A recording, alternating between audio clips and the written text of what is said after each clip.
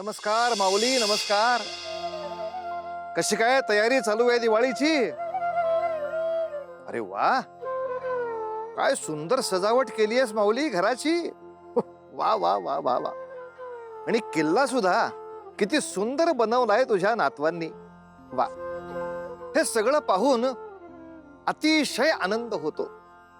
अगं इतका आनंद होतो काय सांगू तुला. आणि माऊली, या सणासुदीच्या दिवसामध्ये आपल्या मुलांचा आनंद असा काही वाढीस लागतो की अक्षरशः घराचं अगदी गोकुळ होऊन जातं.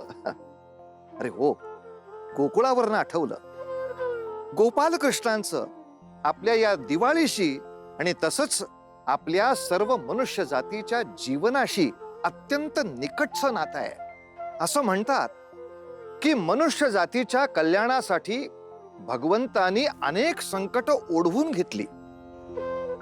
भगवान गोपालकृष्णांनी सुद्धा असंच एक भयानक संकट ओढवून घेतलं होतं, आणि ते म्हणजे नरकासुराचं. त्या नरकासुराचीच कथा आज आपण बघणार आहोत.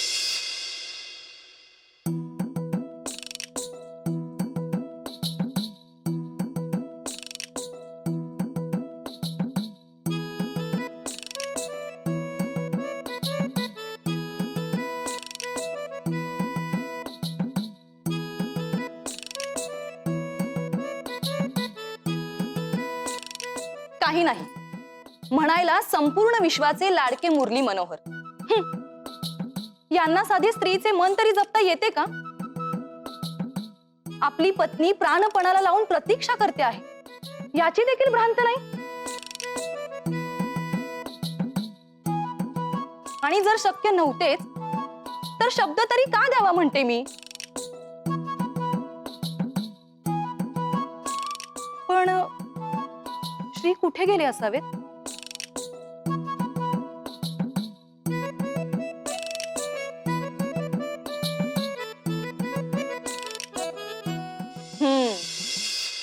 अवश्य रुक्मिणी ताईंकडेच गेले असणार. कारण एकदा का त्या गृही गेले की त्यांना जणू संपूर्ण विश्वाचा विसरच पडतो. मग कोण सत्यभामा आणि कोण. तिला तर पिताश्री सत्राजित यांनी श्रीकृष्णांना भेट म्हणून दिले होते. आणि रुक्मिणी, त्यांना तर स्वयंवरात जिंकले होते ना. आणि ती जांबुवंती, त्या बिचारीची तर कुठे गणना देखील नाही. नाही, हे निश्चितच रुक्मिणी ताईंकडेच गेले असावेत.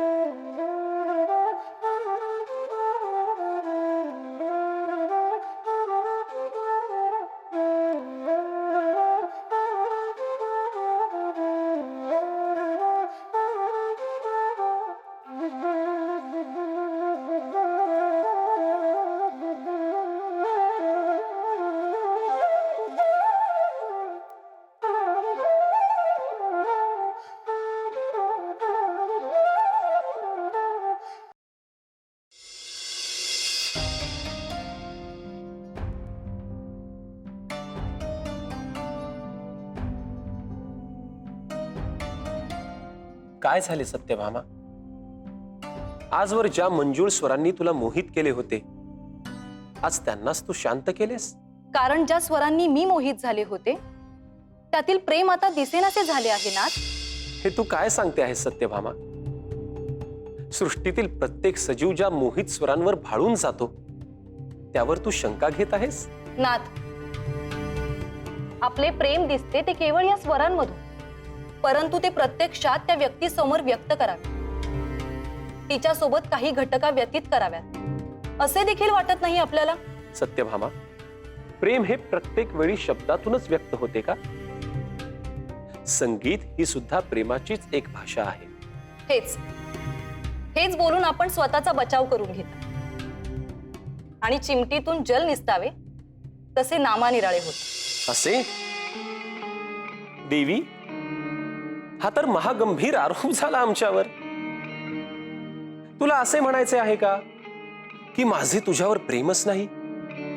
माझे इतकेच म्हणणे आहे की आपण माझ्याहून अधिक प्रेम रुक्मिणीताईंवरच करता. आता आपणच बघा, आपण इथे किती प्रहर असता आणि त्यांना किती प्रहर देता ते.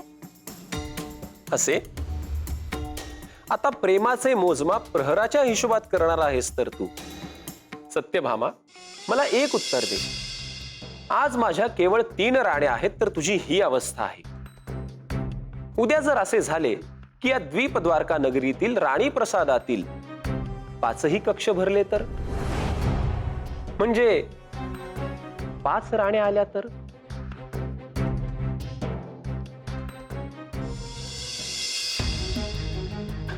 ठीक आहे. अमात्य विप्रतू, काय झाले?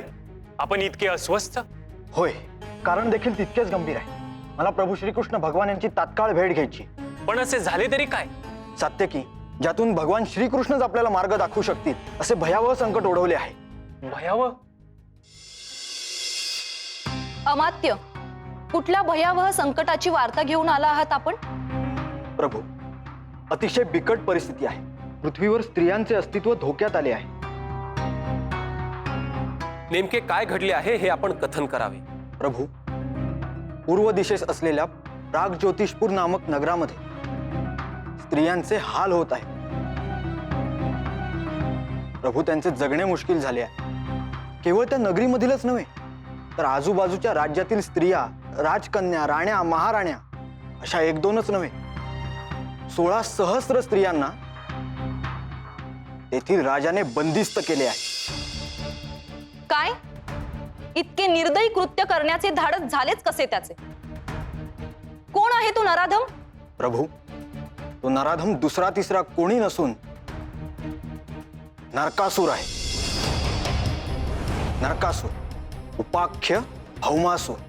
प्रभू, उभ्या सृष्टीमध्ये विरत आर्यवर्ता त्या नरकासुराला धडा शिकवेल, शासन करेल असा आपल्या विना कोणी नाही. त्या निष्पाप स्त्रियांची मुक्तता करू शकेल असा एकमेव अद्वितीय पुरुषोत्तम आपणच आहात. अमात्य, पुरुषार्थ कितीही गगनभेदी असला तरी तो स्त्रीच्या कुशीतूनच निर्माण होतो. प्रत्येक पुरुषाने हे लक्षात ठेवणे आवश्यक आहे. जो स्त्रीचा आदर करत नाही, सन्मान करत नाही, तो पुरुषार्थ व्यर्थ आहे. नरकासुराला त्याच्या पापाची शिक्षा मिळणार आणि त्यासाठी द्वारकेच्या चतुरंग सैन्यासह मी स्वतः श्रीकृष्ण नरकासुरावर चाल करून जाणार.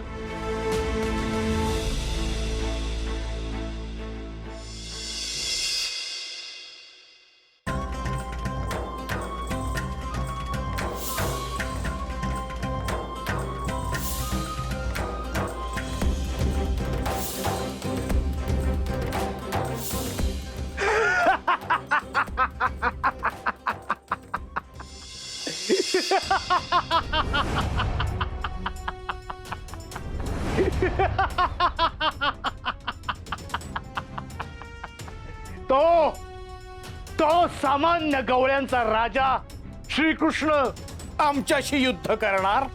आमच्याशी, असुरश्रेष्ठ नरकासुराशी, ज्याचं शस्त्र म्हणजे ती त्याची एवढीशी बासरी आणि त्याचं एवढं मोठं स्वप्न. महाराज, श्रीकृष्णाचं हे वक्तव्य हास्यास्पद वाटते. त्याने आपल्या पराभवाचा चंग बांधलाय. आपण साक्षात पृथ्वीपुत्र आहात. वरून देवाचे छत्रही तुम्ही हिरावून घेतलं. देवतांशी युद्ध करून मेरू पर्वतावरील मणिपर्वत हे स्थान त्यांच्याकडून हिरावून घेतलं. साक्षात देवताही आपल्याशी युद्ध करायला घाबरतात. आणि तरीही तो सामान्य गवळ्याचा पोर आमच्याशी युद्ध करण्याची स्वप्न बघतो. महाराज, श्रीकृष्ण आपल्यापर्यंतच काय, आपल्या प्राग ज्योतिषपुराचे पर्वत ओलांडून नगरीत प्रवेशही करू शकत नाही. आणि जरी आला तरी त्याला पराभव करावा लागेल. आमचा असुर पंचमुखी मूर याचा. मूर म्हणजे मृत्यूचं दुसरं रूप. ज्याच्याशी युद्ध झालं तर त्या श्रीकृष्णाचं शीर आणि धड वेगवेगळं होईल याची आम्हाला खात्री आहे. म्हणजेच त्या श्रीकृष्णाचा मृत्यू निश्चित.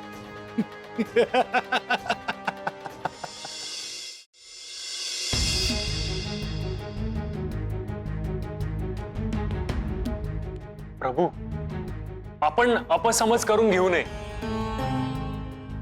आम्हाला असं प्रामाणिकपणे वाटतं की नरकासुराची जी मोहीम आहे ती आपले ज्येष्ठ बंधू बलराम यांना सूचित करावी. होय प्रभू, नरकासुराच्या सेनेचा आवाका अमाप आहे, त्यामुळे त्यासमोर निभाव लागणे कठीणच. आपल्या विचारांचा रोख मी समजू शकतो, परंतु ते घडणे शक्य नाही. कारण बलरामाचा झालेला अपसमज, त्या पश्चात त्याच्याशी माझा झालेला कलह आणि तो अपसमज दूर करण्याची ही योग्य घटिका नाही. त्यामुळे बलराम या मोहिमेचा भाग असू शकत नाही. परंतु मला एक सांगा, आपण ह्या युद्धात पराभूत होऊ असे भय तर तुम्हाला वाटत नाही ना? प्रभू, असे का विचारत आहात? यादव सेना तसूभर देखील कमी नाही त्या नरकासुराच्या सेनेसोबत लढा देण्यास. आणि त्याहीपेक्षा महत्वाचे म्हणजे साक्षात प्रभू श्रीकृष्ण आमच्या सोबत असताना आम्हास भय ते कसले? आपण दोघेही असे समजू नका, कारण ही परिस्थिती दिसते तितकी सोपी किंवा सहज नाही. सात्यकी, अमात्य आणि आपल्या सैन्यांनी हा गैरसमज दूर ठेवणेच योग्य. कारण नरकासूर हा कोणी साधा असुर नाही. त्यामुळे त्याच्याशी युद्ध करणे हे माझ्यासाठी सुद्धा तेवढेच आव्हानात्मक आहे. परंतु काय प्रभू? नरकासुराशी युद्ध झाल्यानंतर जी परिस्थिती उभी राहील त्याची चिंता मला जास्त सतावते आहे. कुठले संकट प्रभू?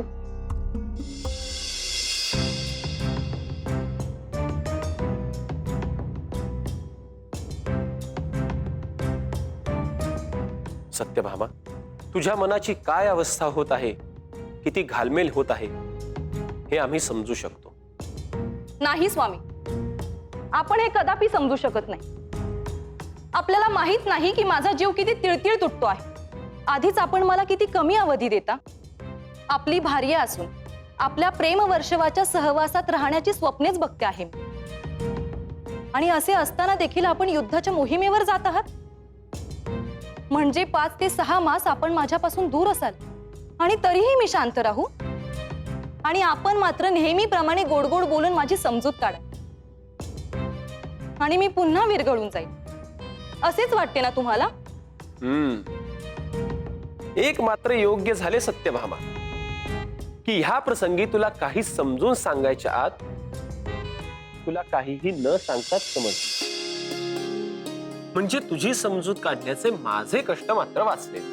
तेच मला हेच म्हणायचे आहे स्वामी, की मला परिस्थिती समजली म्हणजे माझी समजूत निघाली असं होत नाही. आपले कर्तव्य मला अमान्य नाही, परंतु त्याकरिता मला आपल्यापासून अंतर ठेवून राहणे हे मला मान्य नाही. देवी, तुला असे नाही वाटत की ह्या परिस्थितीचा तू अतिविचार करते आहेस, मनाला फार लावून घेते आहेस?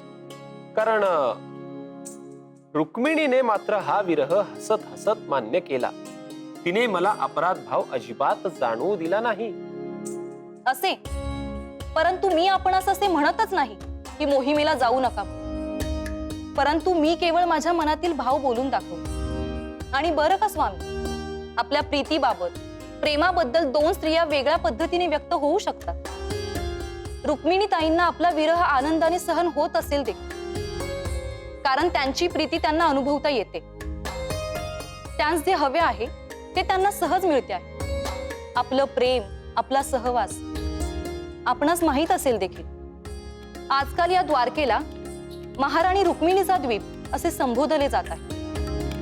आणि आपण विसरता आहात की मी आपल्या आयुष्यात येण्याआधीपासून रुक्मिणीताई आपल्या आयुष्याचा भाग होत्या. त्यांना आपले प्रेम, सहवास मुबलक प्रमाणात लाभले आहे. परंतु माझे तसे नाही स्वामी. त्यांच्याशी माझी तुलना करणे कितपत योग्य आहे स्वामी?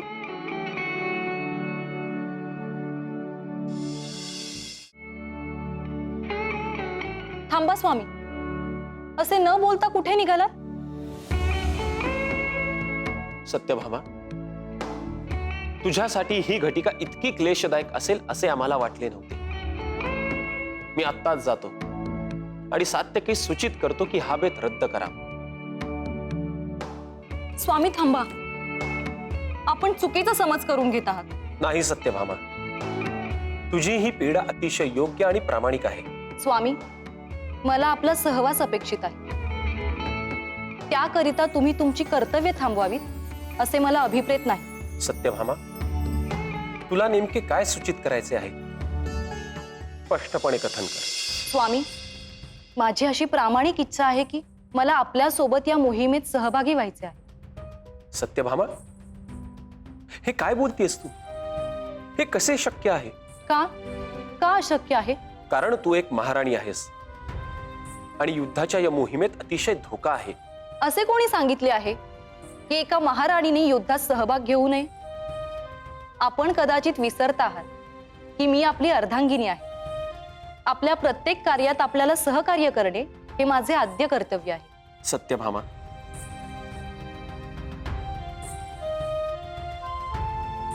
हे सारे ऐकण्यास खूप सहज वाटते, परंतु नाही स्वामी,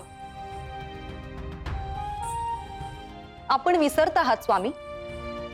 आपण एका क्षत्रिणी सोबत विवाह केला आहे आणि युद्ध करणे माझ्याही रक्तात आहे आणि सारथ्य कर्मात मी निपुण आहे. आणि महत्वाचे म्हणजे गतकाली शतधन्वाला शिक्षा करून तुम्ही मला जीवनदान देऊन उपकार केले आहे. त्या उपकाराची परतफेड करण्याची संधी मी आपणाकडे मागते आहे. आपल्या रथाचे सारथ्य करण्याची संधी आपण मला द्यावी.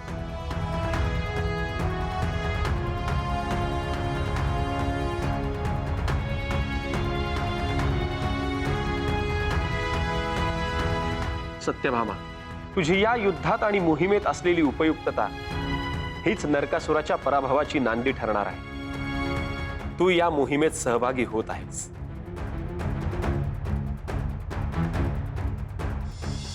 काय गंमत आहे बघा माऊली.